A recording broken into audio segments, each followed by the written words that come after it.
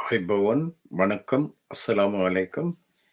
I'm your Kader Master and this is The Wall.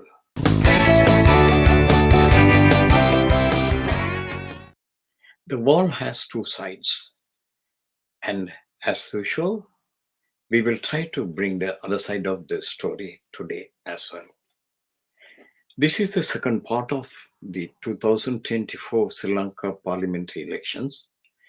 The main subject for today is it possible to recover in 2024 what we lost in 1956?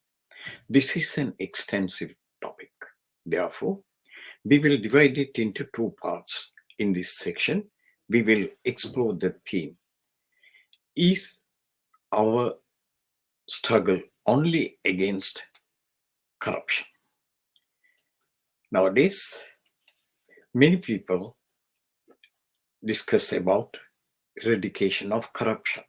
Although it is one of our most pressing issues confronting our country today, it is far from the only one. Talking only about this problem would take our focus away from other vital issues that we should pay due attention. Today, we will talk about such less talked about crucial topics. Additionally, in our segment Spy Ego, we will examine how a plot to undermine the NPP's victory in the parliamentary election was hatched and ultimately foiled at Arugambay. Lastly, we will tell you why our neighboring India has repatriated 214 tons of gold revenues from the banks of UK and Switzerland recently. Now, without further ado, let us go to the video after this break.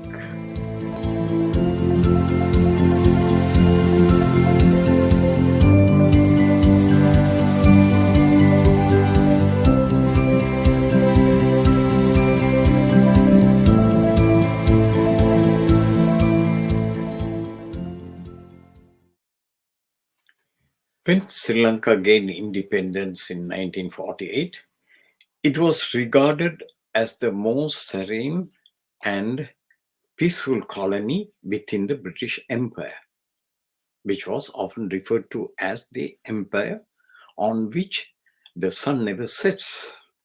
The British arrived in Sri Lanka in 1796 and the country remained under British subjugation until 1948 for over 150 years. Throughout their lengthy period of rule, the British encountered only one major rebellion, that is in 1818 in Velasquez, followed by another significant uprising in Martale in 1848, exactly 100 years before achieving dominion status in 1948. After that, there wasn't a single major struggle against British rule. Although there was a religious revival movement followed by a temperance movement, both left a lasting imprint on Sri Lanka's political landscape. Then the Suryamal movement, the militant trade union movement that followed thereafter.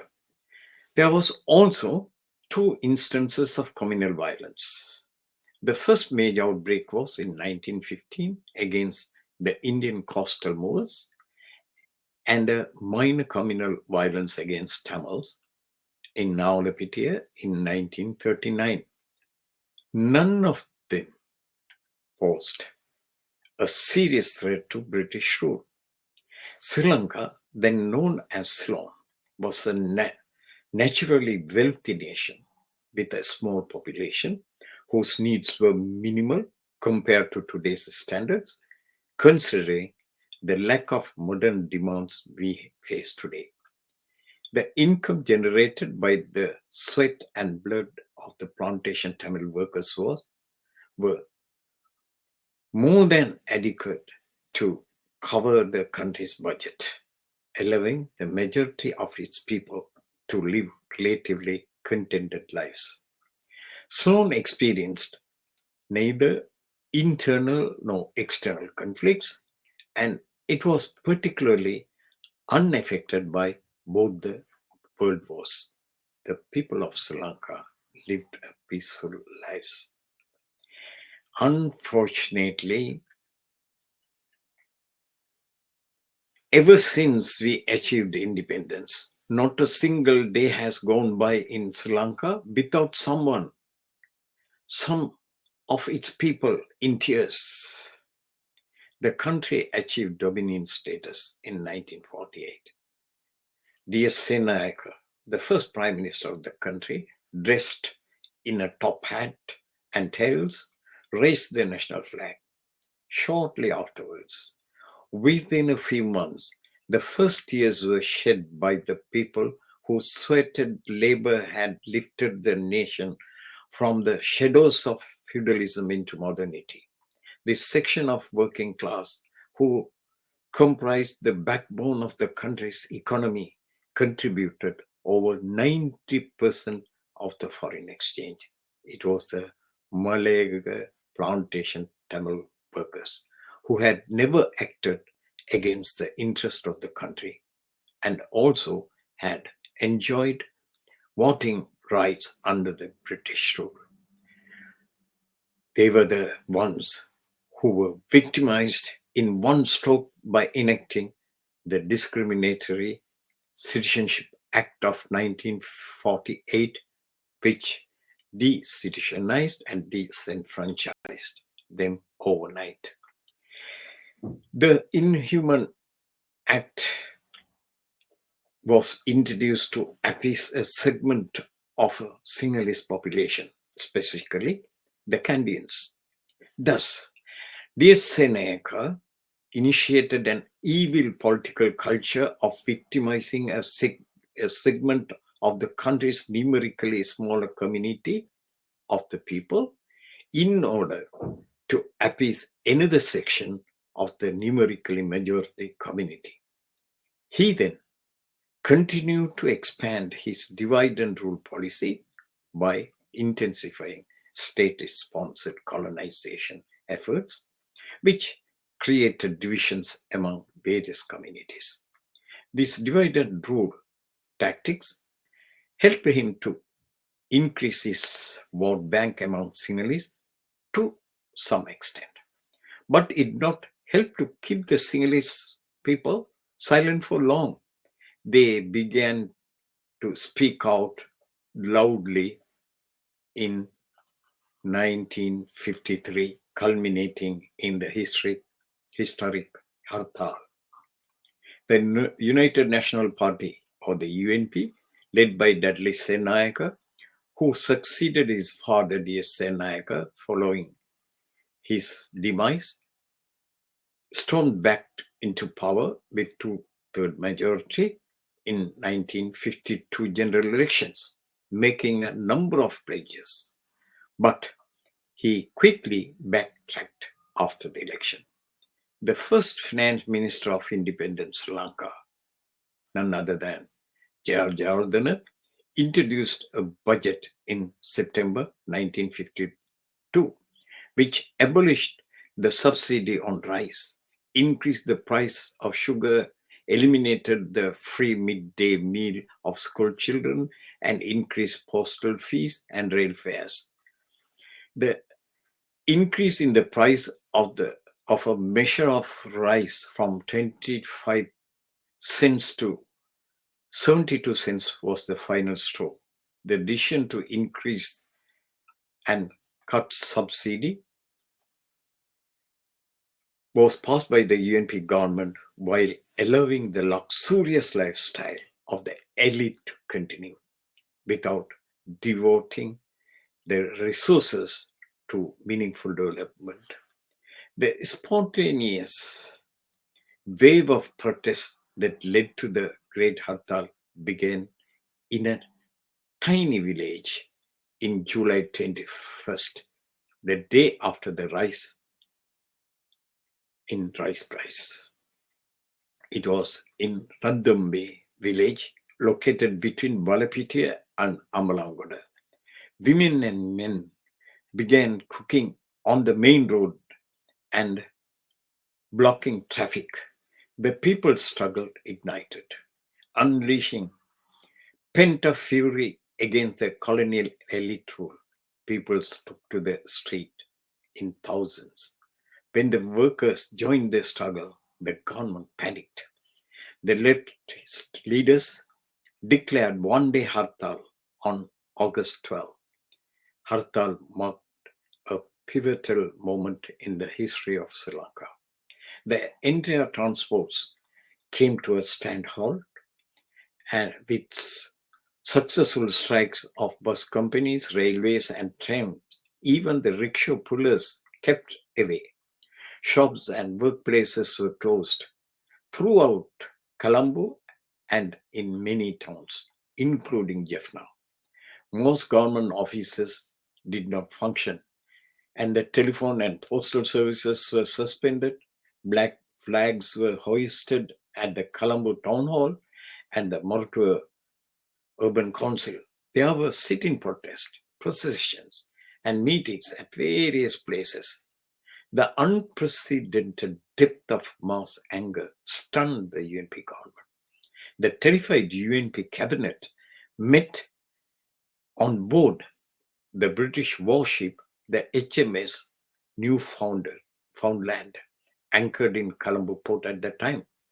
Prime Minister Dudley Senanayake resigned after taken ill due to chronic stomach ailment during times of stress. He was replaced by Sir John Kotalawala, who also held a ministerial post before. Thereafter, an emergency was declared. The military called out with orders to shoot, seal the guard officers and presses of the working class parties, imposed a curfew. A mass repression was unleashed against the demonstrators. Finally, the LSSP and the other leaders decided to call off the protest as the situation nearly went out of control. Police shot dead 9 workers and youths in Colombo and the southern and western rural areas and seriously wounded at least 81 protesters. Therefore, it would not be inaccurate to claim that the initial significant instance of state violence following independence targeted the working class, predominantly comprising Sinhalese. Thus, Sinhalese were the first to spill blood after independence. Since then, some dogmatists have argued that the problem in the country are not exclusive to Tamil. They affect everyone, including Sinhalese and Tamils alike. They contend that the fundamental issue is economic rather than social or political. Let us examine this caricature later. The leftist leaders of the time failed to feel the pulse of the people at the time and connect with the sentiments of the populace, particularly those in the rural areas, and did not advance their quest for power. Thereby, they missed the opportunity. In contrast, one astute yet opportunistic politician accurately recognized this disconnect. It was S.W.R.D. Bandaranaike, who until that point had advocated for equality between the Tamils and Sinhala languages, pushing for their designation as official languages in place of English. He was the first person to advocate for federalism for Tamils as early as 1926. At that time, not a single Sinhalese opposed the idea. The only opposition came from one Tamil doctor, James Ratnam, who was a close friend of Bandaranaike. Dr. Ratnam argued against the federalism, stating that it would create division among the people who lives in harmony. However, late in the later years, Dr. Ratnam reconsidered his stance. Mr. Bandaranaike elevated the divide and rule tactics to the next level by using a sectarian card to garner Sinhalese support for him to come to power under the Sinhala only slogan. This maneuver helped him become prime minister while marginalizing the Tamil speaking people as second class citizens since 1956. The country was irreparably divided. As Colin de Silva predicted, two languages, one country, one language, two countries. The hopeful indications of national unity that emerged during the 1952 election quickly dissipated by 1956 like a flash in a pan. The Federal Party, under the leadership of S.J.V. Chellanayagam, suffered a significant defeat in 1952, with Chellanayagam himself losing the KKS seat to a candidate from UNP. However, by 1956, the Federal Party made a strong comeback in Parliament, securing 10 seats. In contrast, the also Tamil Congress, led by G.G. Ponnambalam, who had aligned with the UNP and secured a ministerial position, has relegated to just one seat from 4 in 1952. Another enduring and damaging legacy of W. Bandaranaike was the emergence of state capitalism, along with its accompanying issues of resource misappropriation through state power and creation of a corrupt, arrogant, politicalized bureaucracy, in spite of him taking the politics to the people and giving pride to the Sinhala community. He made irreparable damage to the country. Before we move on, I would like to highlight a pernicious trend that began with the defeat of the 1953 Hartal. That trend is very significant. The trend of responding to peaceful protest with brute violence, often referred to as state terrorism, began with 1953 Hartal and has since become a permanent phenomenon. As a result, the democratic space for expressing people's grievances or legitimate demands has effectively been obliterated. Since then, we have witnessed parallel and similar political developments on both South and North. The events that occurred in South in 1953 were mirrored in North in 1956 and 1961 and thereafter. In the North, in 1961, a peaceful and progressive satyagraha was held in demanding equal rights for Tamil language. It is a legitimate demand and it was calmer than the 1953 Hartal. Nevertheless, it was greeted with brutal state violence. The satyagrahis were baton charged. Previously, in 1956, while protests against the Sinhala only bill near the old parliament, the campaign was met with racist interpretation, leading to some of their leaders being tossed into the stinking Beira Canal, hooligans were hired to pelt stones and disrupt the satyagrahis. The Federal Party activist A. Amruthalingam, who was later an opposition leader, then a first-time member of parliament, sustained severe bruises and head injuries. Sundaralingam took him, oozing blood from his head, into the parliament chamber. Then the Prime Minister Bandaranaike, who had the responsibility to protect the parliamentarians, greeted them with his jocular but ruthless remark, "Honorable wounds of war," amidst jeers and hoots by some Sinhalese members of parliament, a most degrading and indecent incident of its kind. Only a small group of Sinhalese, largely leftists, condemned the state violence at the time, while the majority in the south either supported it openly or remained silently in favor. We have all seen how JR government used its state union as a junta to attack workers who demanded just 10 rupees wage increase with bicycle chain and clubs to crush the July 1980 general strike.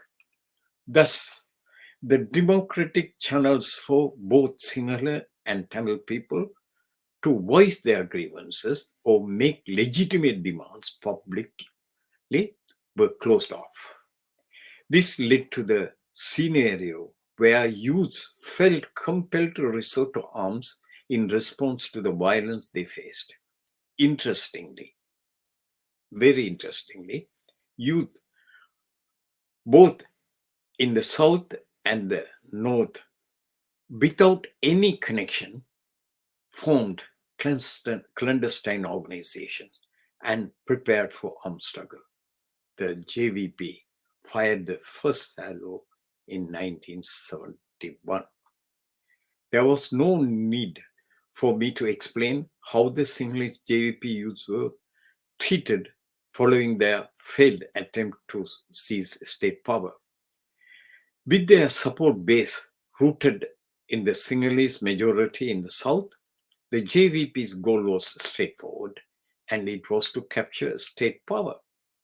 On the contrary, the Tamil youths in the north, facing challenges in gaining support from the majority Sinhalese community, found that even their fundamental and reasonable demands were often overlooked or misunderstood. Instead of addressing the underlying issues driving their demands and foster true unity, they encountered communal backlash in the south. In the years 1956, 58, 75, 76, 77, 1981, and 83 rendered them defenseless and helpless. Ironically, the primary victims of this state-sponsored communal violence were the Malayaga Tamil workers who were not party to the Elam demand. They were attacked solely because they were Tamils. This was the distinction between the victims of JVP insurrections and them. The JVP members were not targeted merely for being Sinhalese. On the other hand, there was also a community. The Sinhalese police, politicians, and armed forces did not spare JVP members based on their ethnicity either. The same factors influenced the youth from both ends of the spectrum to resort to arms. That is, state violence, the denial of democratic space to voice their concerns, and the failure to address their issues. They were the causes for the for youth taking arms. The response of the Tamil youth was also similar to JVP, but took a different path. They began to evoke the memory of the Tamil kingdom that existed before its subjugation by Portuguese and its subsequent incorporation into the South. This sparked the fight for the creation of Elam. It resulted in an ethnic conflict that escalated into a brutal war lasting for 30 years, causing significant loss of life and resources. Did you know that the country has spent over 200 billion US dollar on this senseless conflict? This amount is 20 times greater than our foreign debt, which stands at 5 billion. The loss of human resources is impossible to quantify, and the psychological and ideological effects inflicted on the future generations are beyond measure. Again, there is another historic parallel. During the second JVP insurrection, which lasted from 1987 to 1980, state brutality reached its unprecedented level.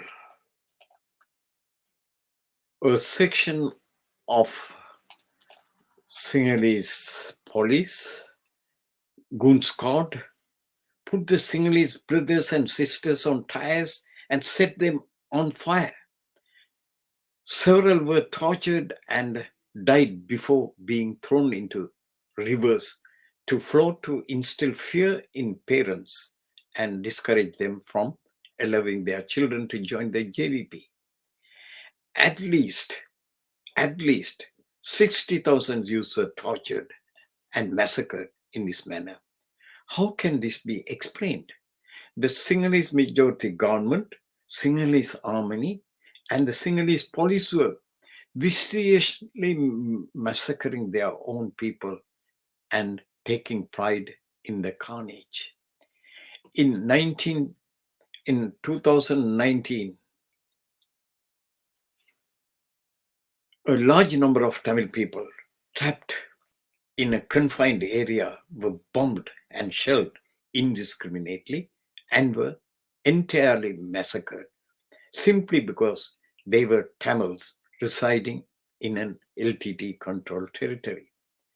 Where the humanity and where is Sri Lankan identity when we resort to kill each other just because ethnic and religious difference? And how to foster genuine unity based on mutual respect for one another's right when Sinhalese celebrate the slaughter of Tamils and vice versa? Was there a drop of tears among the Tamil community when Sinhalese youth were burned alive in tires in 1989? Were there any tears shed in the Sinhalese society when the Tamils were attacked, their properties torched or plundered, and in some instances, their blood was drunk? In 1956, 58, 75, 76, 74, 81, 83, did the Sinhalese brothers shed any tears when their Tamil brothers were butchered in 2009? Did the Sinhalese brothers and Tamil brothers shed any tear when the Muslims were attacked and vice versa?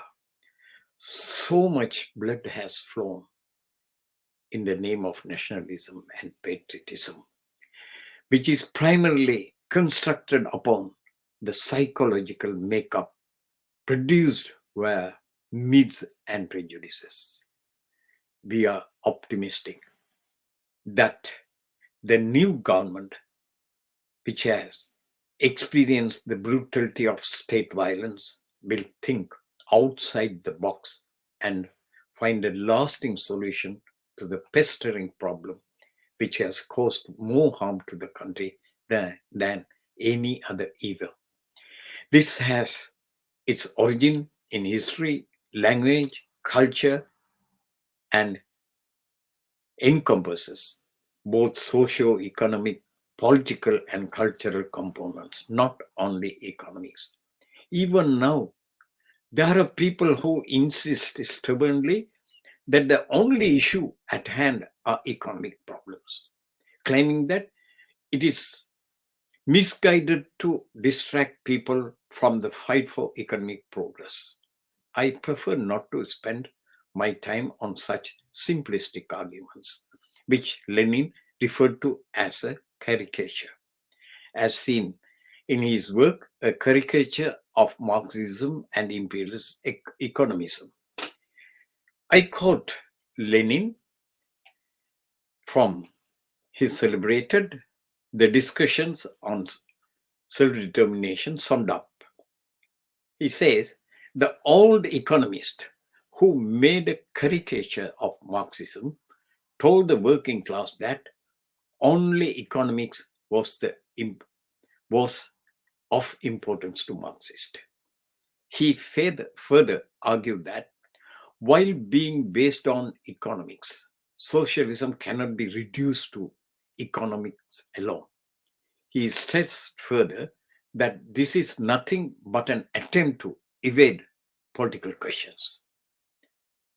I am not going to elaborate this anymore. In conclusion, in my earlier videos, I explored the damage caused by Heliopolis in our time, which we can find in Arugambay. For the benefit of our new viewers, I have provided the links below in this video. In this video, I aim to emphasize the significance of combating ethno-nationalist supremacy or racism in any form, while fostering true unity grounded in voluntary cooperation and mutual respect for the rights of all communities.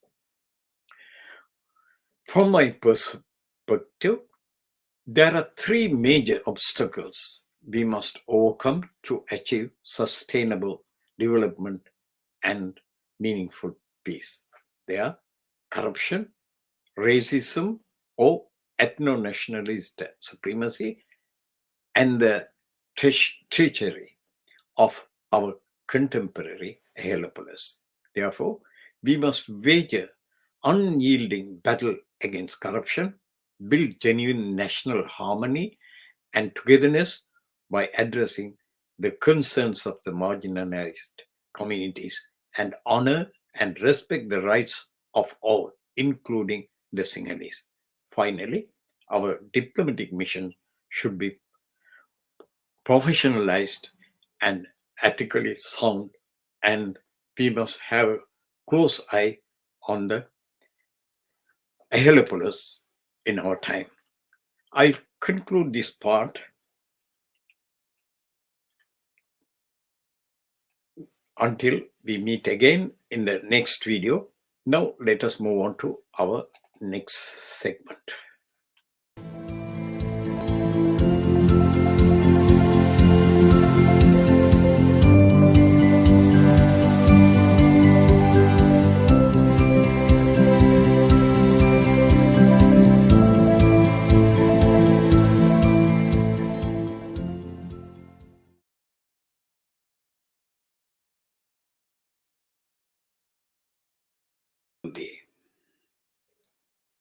The golden sands of Sri Lanka's Arugambay are usually carefree, a place for tourists to surf the famous break and relax on the beach.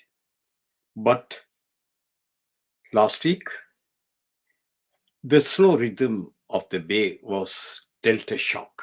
The US Embassy, followed up by Sri Lankan police and Israeli National Security Council, warned of serious terrorist threat in the area. Israeli travelers were believed to be the intended target of the planned attack. The new government, formed of 3 cabinet ministers, the smallest cabinet in the world, responded meticulously and promptly to the intelligence information shared by the US. The threat was neutralized and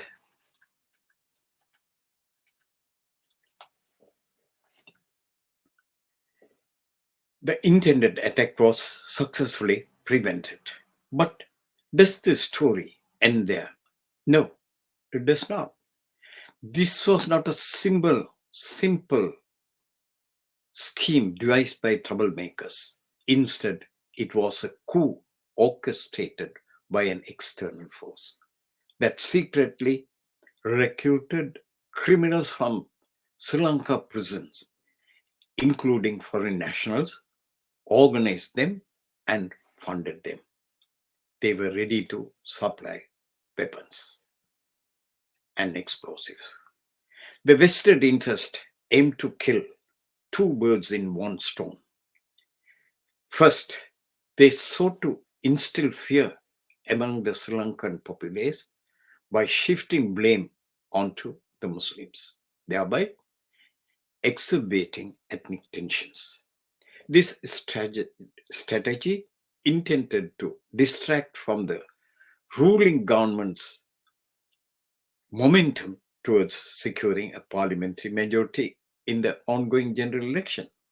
Second, they aimed to further undermine the country's economy by deterring tourists who had started to arrive in a significant number for the season. In one of our early videos, we highlight the contemporary helipolis acting against the country's interest. It is the government's responsibility to investigate the network behind the plot, including the prison officials involved in the coup. Additionally, it is crucial to identify the external forces behind it and its motive. This coup underscores the strategic importance of our country's location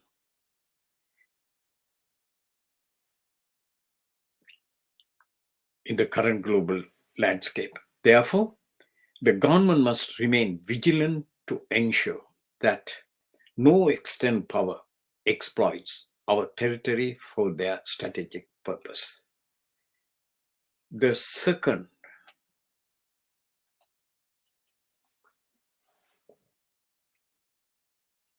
and final highlight for the day is about India repatriating 214 tons of gold reserves from the banks of UK and Switzerland. The Reserve Bank of India has moved 214 tons of gold stored in UK and Switzerland back to India.